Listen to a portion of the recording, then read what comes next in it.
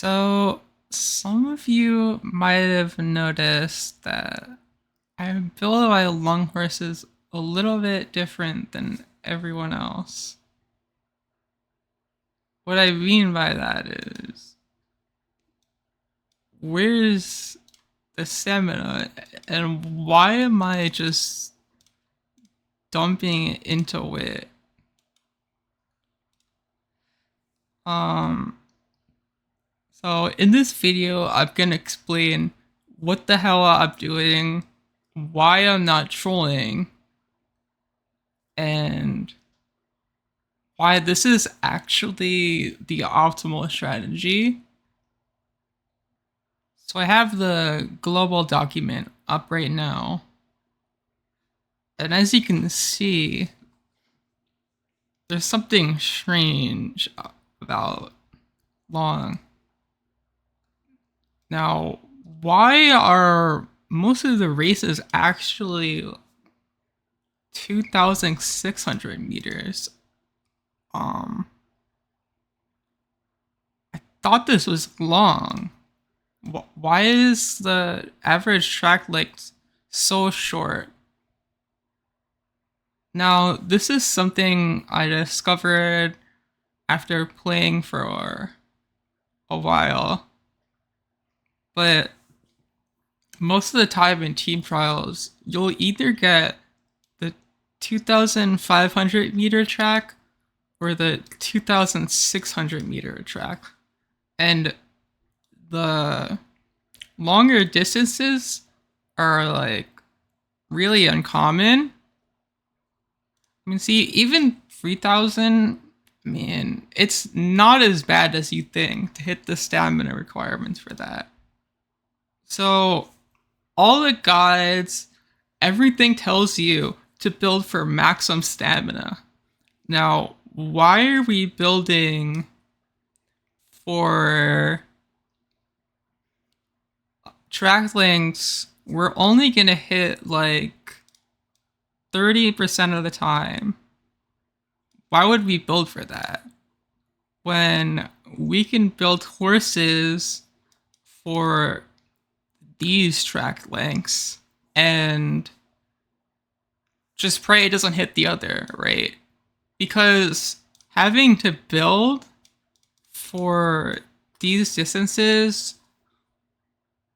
well, is like 400 more stamina, maybe like 600 more stamina, and like way more gold recoveries. I don't know. It's a lot of stamina you need for these distances. But if we don't build that stamina, what happens? We actually get a lot of wit. And what this means is what we can do with this newfound wit that we have is it means our skills will activate more often. And our skills activating more often means we get higher score. So by having horses with the like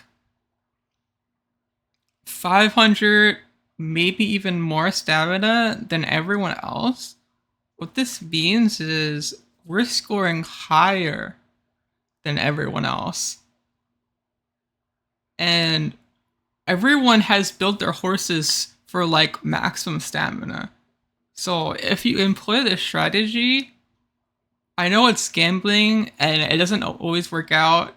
Your horses will die like maybe like one third to half the time, but you know, it's worth it for the high roll because you're getting like 10,000 more score by doing this if it works out. Once I change my horses to do this strategy, I was gaining like, yeah, around that amount. Maybe more. I don't remember exactly what my score was, but Now my long score is almost the same as the other track length, which is very impressive. And this is what gives me a massive advantage over everyone else. Even the people in top 10, right? They don't even use a strategy. I'm the only one that does it. And by revealing this information, if they find this video, I'm probably screwed. Now, to show this more clearly, I have the Umalator up right now. It's on Kyoto 3,200 meters right now, which is the current CM where you need a lot of stamina. So let's look at this skill chart and see what happens. You can see the skills that give the most track length are the recoveries, which means this horse does not have enough stamina. But what if we weren't on this track, right? What if we were on a different track? Now let's go to the team trials track I was talking about earlier, which was 2,600 meters, and see what happens. The stamina skills are no longer the best skills anymore because our horse has enough stamina for this distance. Now let's do something bold. Let's change a stamina to some really, really low number. 700, right? What happens now? Oh, now we really need stamina. Well, what if we add 2 gold skills? Now these are easy to get. I'm gonna add Swinging Maestro and Gourmand. You can get these from Creek and Special Week.